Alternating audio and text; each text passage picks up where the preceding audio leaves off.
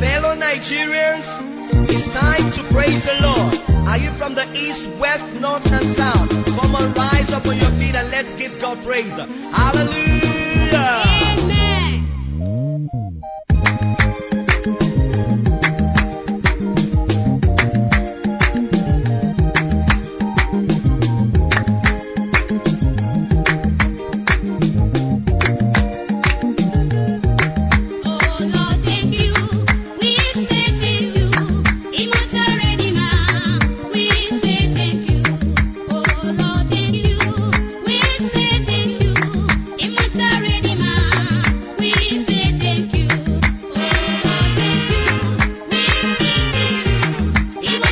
Amen. Donc, qu'est-ce que c'est que la foi? Nous reprenons nos Bibles en l'Épître aux Hébreux, chapitre 1 à 3. Je lis. Or, la foi est une ferme assurance des choses qu'on espère, une démonstration de celles qu'on ne voit pas. Pour l'avoir possédée, les anciens ont obtenu un témoignage favorable. C'est par la foi que nous reconnaissons que l'univers a été formé par la parole de Dieu, en sorte que ce qu'on voit n'a pas été fait de choses visibles. Alléluia. Donc, qu'est-ce que c'est que la foi? La foi, c'est une confiance tranquille en Dieu.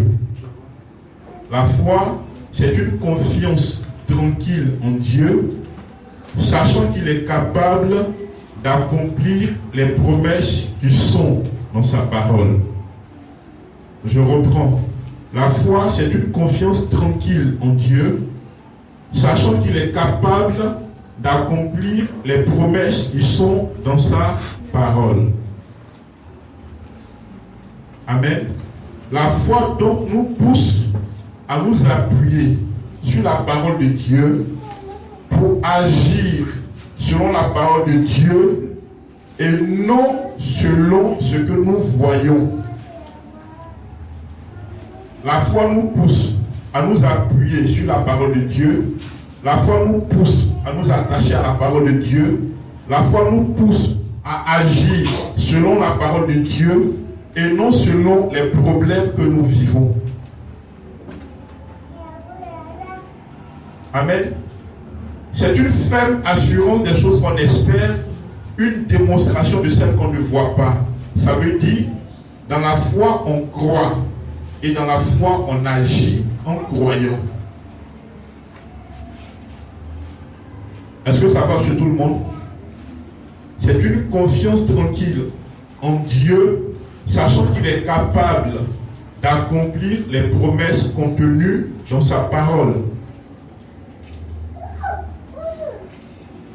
Ça va? La foi, c'est croire en Dieu, mais c'est aussi agir en s'appuyant sur la parole de Dieu et non en regardant aux problèmes qu'on traverse. La foi, c'est un titre de propriété. Quand j'ai la foi, je suis propriétaire de tout ce pourquoi je crois que Dieu est capable de se manifester. Ma foi me fait posséder tout ce que je crois que Dieu peut me donner.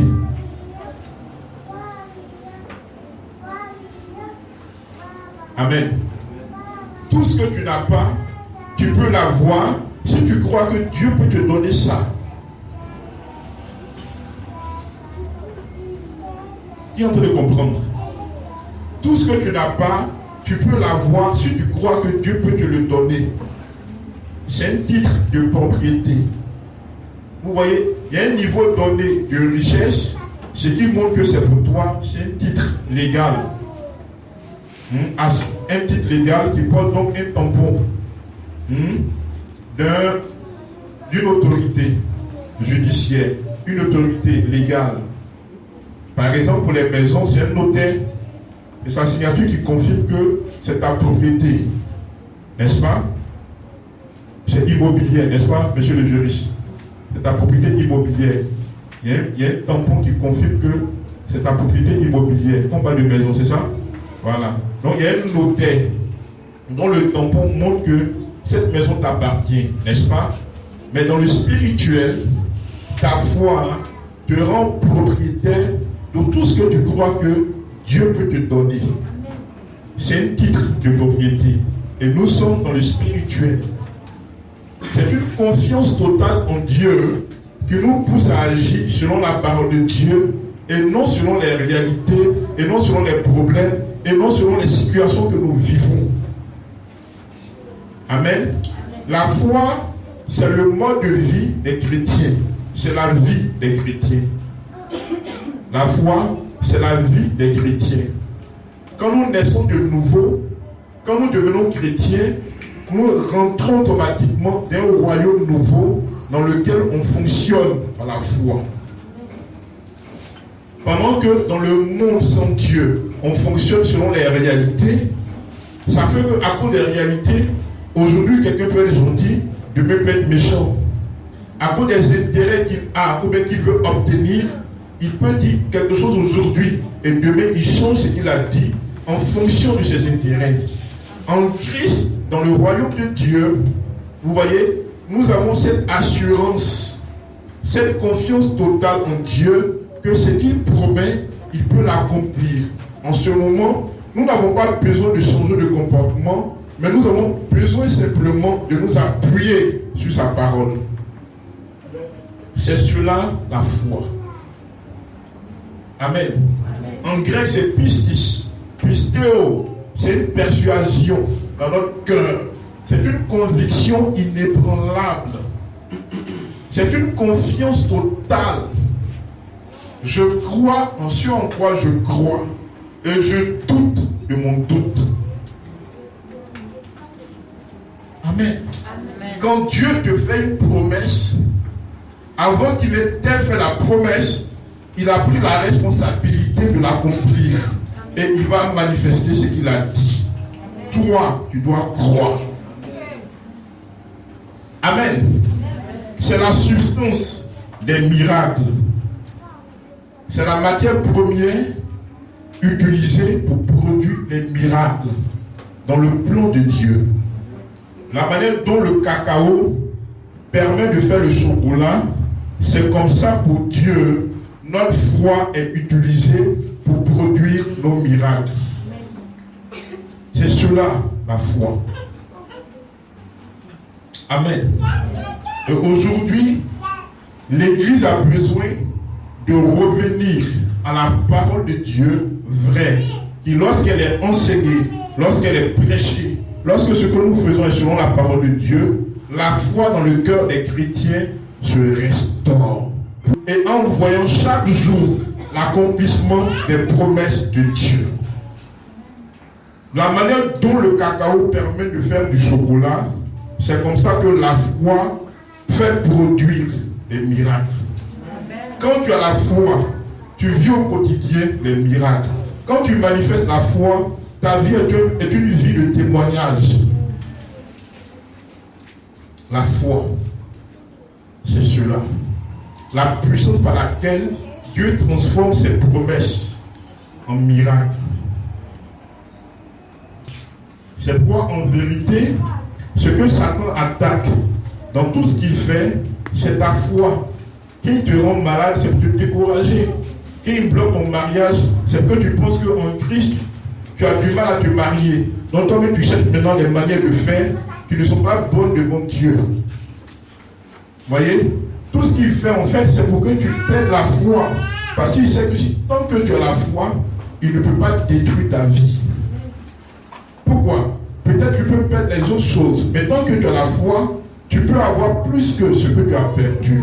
Mais quand tu n'as plus la foi, ça ne vaut même plus la peine que tu sois attaqué. Parce qu'il n'y a plus de possibilité chez toi d'être restauré. La foi est tout pour nous. Notre vie en Christ est une vie de foi. Ça va. Amen. Donc la foi, c'est ça. La confiance en Dieu. La confiance totale en Dieu. Une conviction inébranlable. Il faut que tu sois convaincu de l'existence de Dieu pour tout commencer avec lui. Parce que Dieu marche avec nous. selon un programme de foi. Dieu veut que notre relation avec lui soit basée sur la foi. Ça va? Quand ta foi se restaure, c'est fini. Mais la manière dont tu pries change. Oui, tu pries en sachant que tu as été exaucé. Tu combats en sachant que tu as déjà vécu. Ce matin, tu n'as pas besoin de sentir l'esprit. Tu n'as pas besoin de sentir l'onction. Mais tu sais que comme nous sommes réunis au nom de Jésus-Christ ici, Dieu est présent. Ça, c'est cela la foi. Qui croit que Dieu est présent. Alléluia. C'est cela la foi.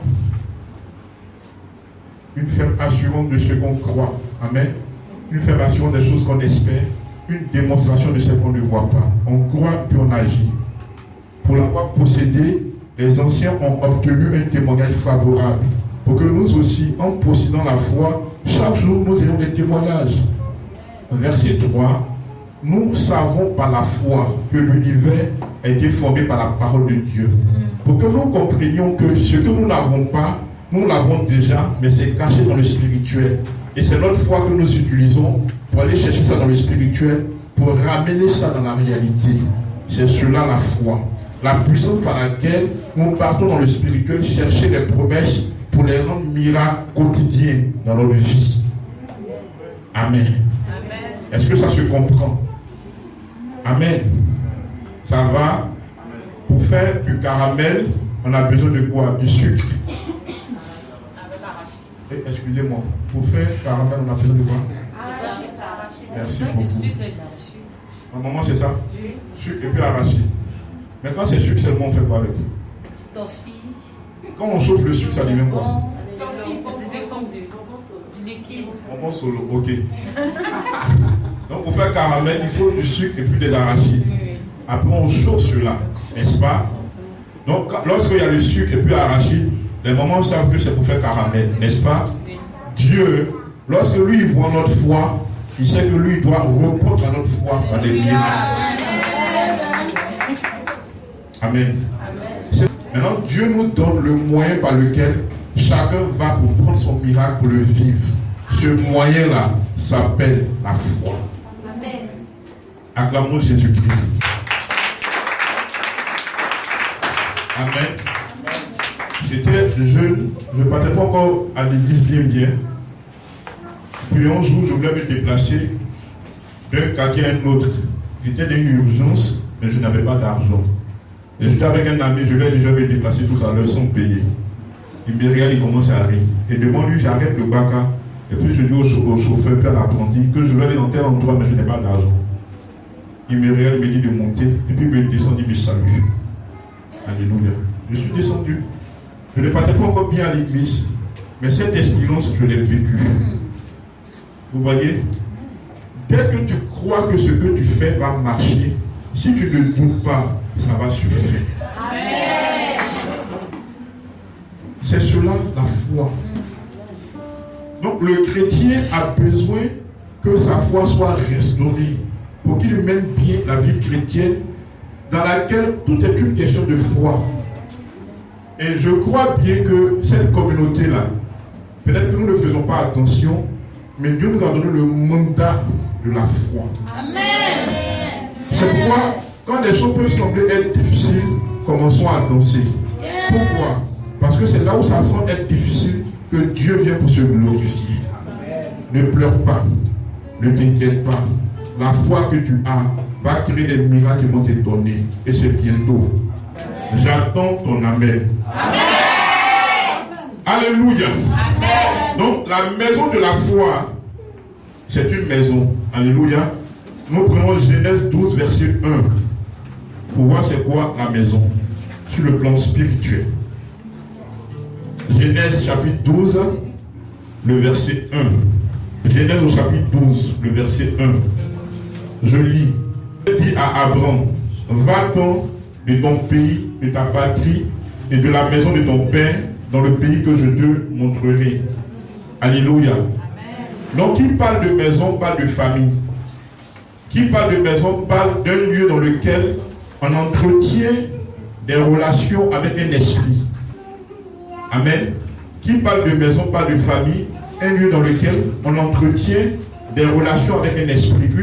Donc Dieu se révèle à Abraham pour lui dire de quitter sa patrie, sa famille, sa maison. Alléluia. Vous voyez, qui parle de maison parle d'intimité, lieu de repos. Donc la maison de la foi parle d'un environnement dans lequel on se ressource en foi. Vous voyez, et on manifeste la foi. En un mot, la maison de la foi, c'est une vie chrétienne. Amen. Ou bien c'est la vie d'un chrétien. Mais pas n'importe laquelle des vies. Mais bâtie selon la parole de Dieu. Amen. Amen.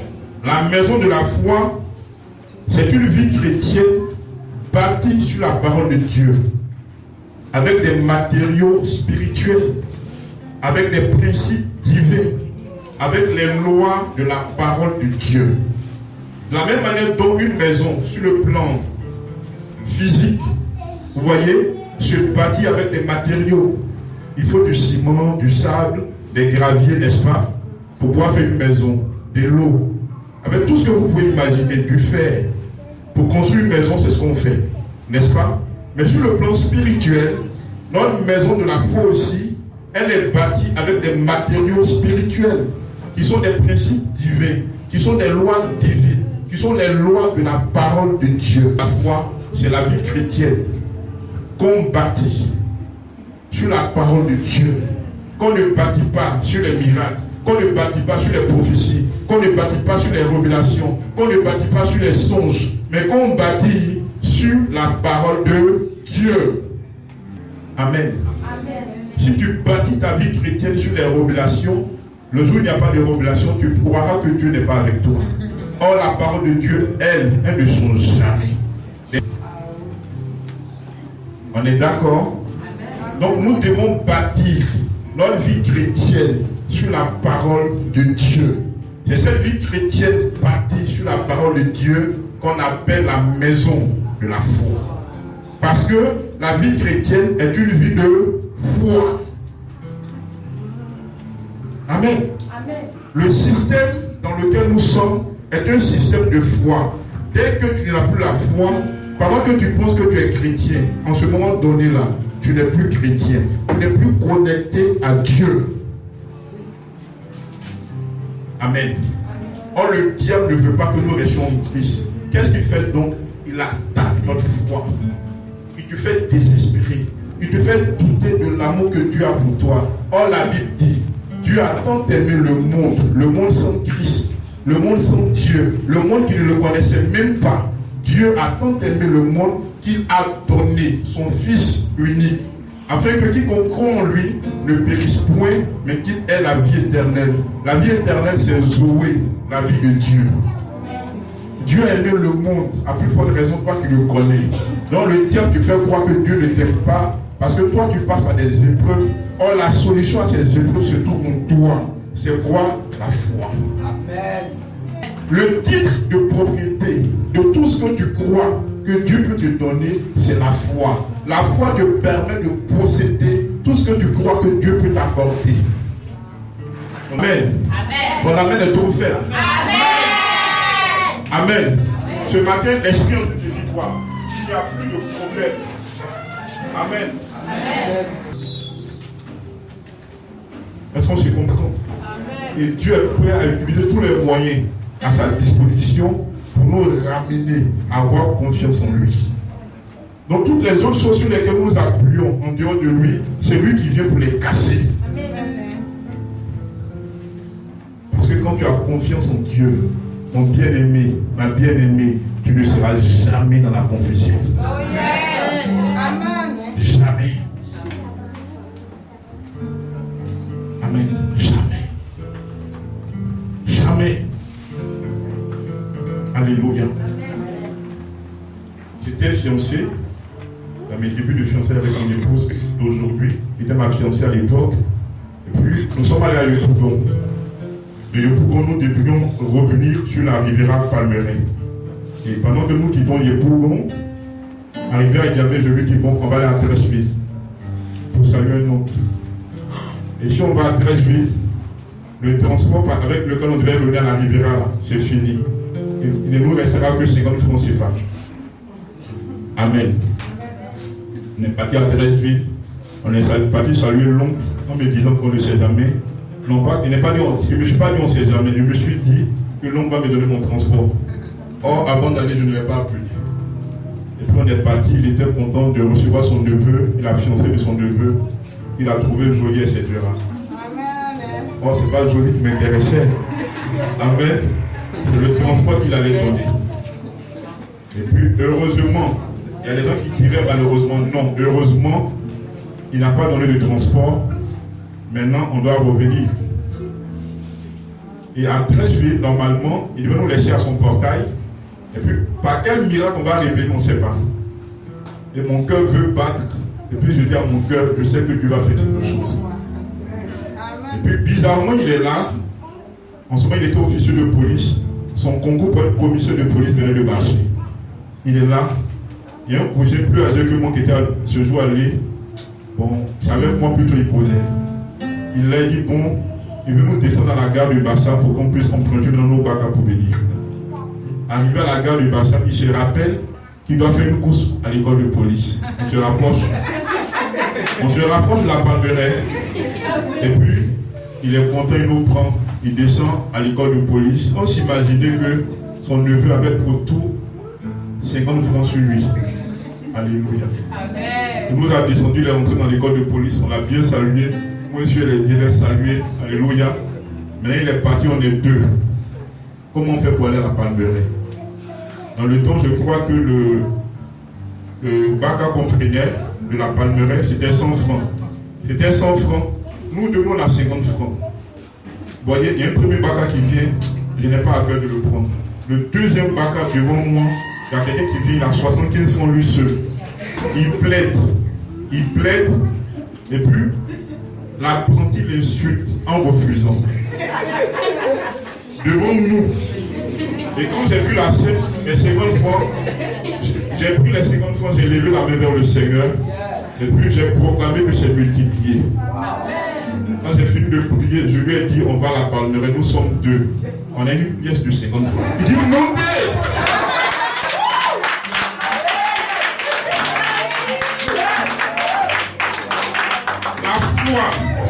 La foi s'en fout de la réalité. La foi impose à la réalité le règne de Dieu. La foi est une démonstration de la puissance de Dieu. Quiconque croit en Dieu, automatiquement, la puissance de Dieu descend sur sa vie pour opérer dans le surnaturel. C'est cela, la foi. Devant moi, une seule personne, on refuse ses 75. Moi, nous deux, on accepte nos 50 francs. Pourquoi? Parce que c'est les 50 francs, oui. Je te dis la vérité. Tu peux guérir les malades par ta foi. Tu peux changer ta vie par la foi. Tu peux tout obtenir de Dieu par la foi. Je te dis la vérité. Tu n'as aucun problème avec Satan. Ton problème, c'est un problème de foi. Ta foi doit être renouvelée. Il y a un moment, ma manière de prier a changé. Je vous dis la vérité. Je veux prier. Il y a un niveau de combat. Dieu dit, mon fils, crois que j'ai vaincu le diable. Amen. Amen. Il dit, non. Dieu me dit, il t'a donné le mandat pour la foi. Pour restaurer la foi des gens. Amen. Pour renouveler la foi des gens.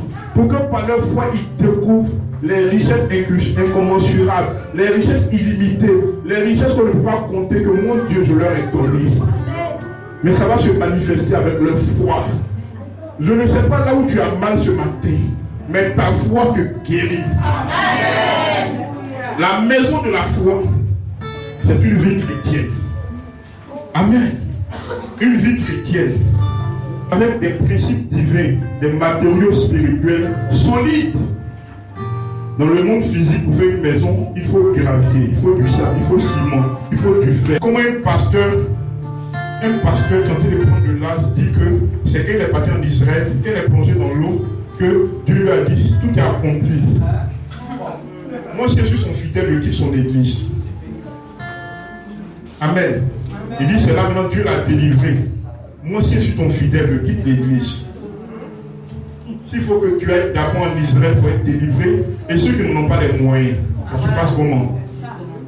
C'est une question de foi. Ce matin-là, je n'ai pas la capacité de délivrer qui que ce soit, mais ta foi est capable de changer ton histoire. Ta foi. Je suis venu provoquer ta foi. Il y a une foi qui est en toi, qui est en train de dormir. Je suis venu la réveiller. Amen. C'est parce que tu es capable de résoudre le problème auquel tu es confronté que Dieu a permis qu'il vienne vers toi. Amen. Tu ne peux pas vivre sans qu'il y ait en toi une réserve de la puissance de Dieu. Donc, il n'y a pas un problème que tu ne peux pas résoudre. Parce que le Saint-Esprit habite en toi. Il veut travailler. Il a besoin de quelque chose sur quoi marcher. Ce quelque chose s'appelle la foi. Amen. Amen. Il y a des matériaux.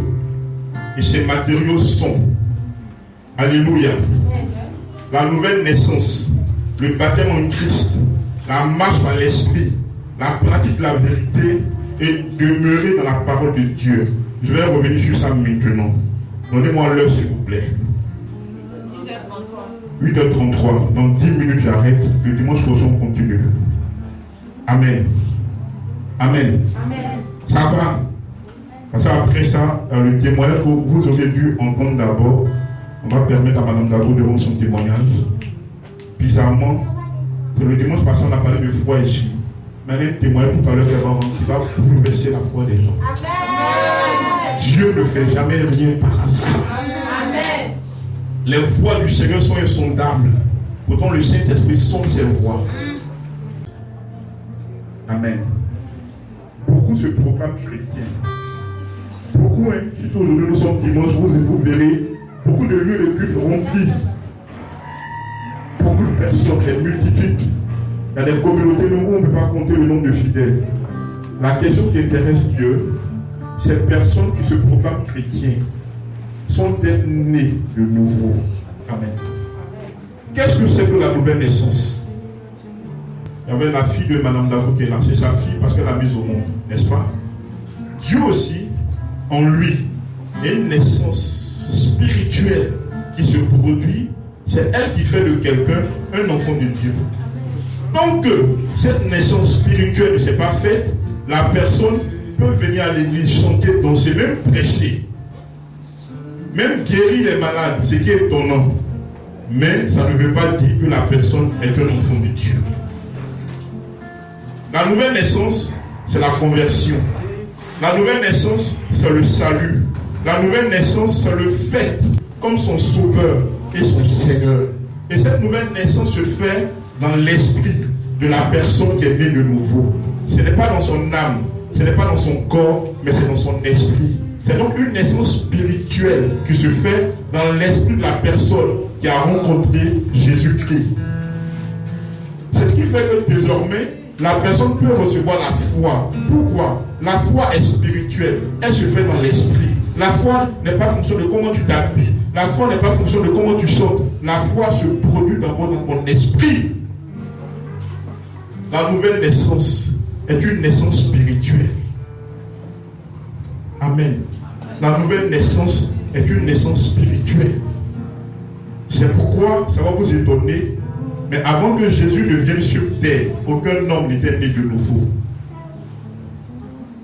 David n'était pas né de nouveau. Abraham, Ézéchiel, Élisée, qui encore? Donnez-moi un autre nom. Élie, Moïse, Jean, Josué, Joseph.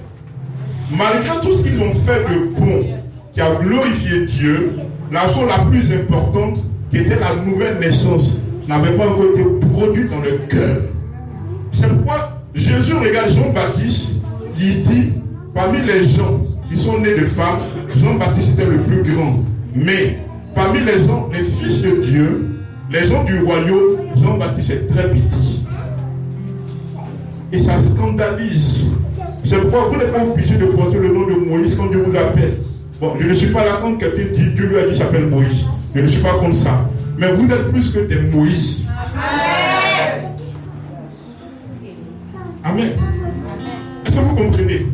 Vous êtes plus que Abraham. C'est que donne-moi les richesses d'Abraham. Abraham n'avait que des moutons, pardon.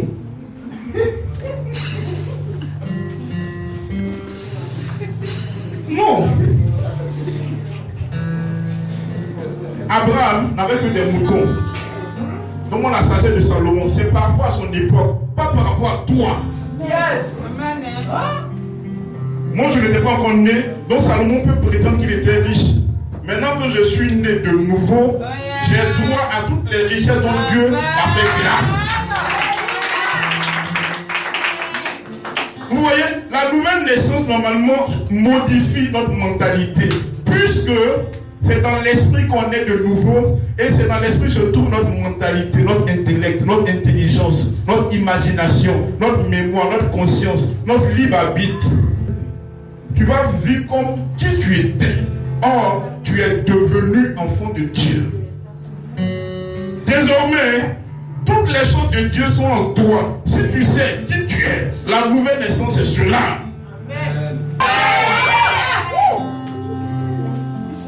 Amen.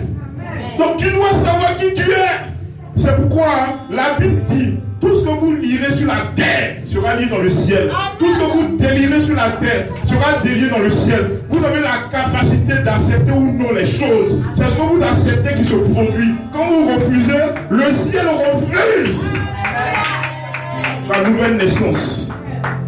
Et le problème des chrétiens d'aujourd'hui, beaucoup ne sont pas encore nés de nouveau, y compris même leur pasteur. Amen. C'est pourquoi on assiste à ce à quoi on assiste aujourd'hui. Si les gens ne sont pas nés de nouveau, ils n'appartiendront jamais au même royaume. Donc chacun aura ses petits intérêts égoïstes à défendre. Nouvelle naissance. Condition première avec Dieu. Si quelqu'un qui n'est pas né de nouveau ne peut pas avoir la foi de Dieu, il peut être courageux, il peut être ambitieux, mais il ne peut pas avoir la foi selon Dieu. La nouvelle naissance. Jean 3, verset 3 à 8. Jean 3, verset 3 à 8. Entre Nicodème et Jésus-Christ, Jésus l'encourage et Jésus dit, il faut que vous naissiez de nouveau. Nicodème était un docteur de la loi, mais il ne comprenait pas ce mystère. C'est le préalable, c'est le commencement. Quelqu'un qui n'est pas né de nouveau ne peut pas comprendre la parole de Dieu. Parce que c'est une parole spirituelle qui demande que la personne qui la comprenne soit spirituelle. C'est pourquoi l'erreur qui a été faite dans le temps, on donne la Bible à des intellectuels non nés de nouveau, non régénérés pour l'expliquer. Donc chacun y envoyait ses doctrines philosophiques, sociologiques, psychologiques et en dehors de la pensée de l'esprit. La nouvelle naissance. Évangile selon Jean, chapitre 1, verset 12. On devient enfant de Dieu lorsqu'on reçoit la parole dans laquelle on croit. Amen. Est-ce qu'on peut acclamer Jésus?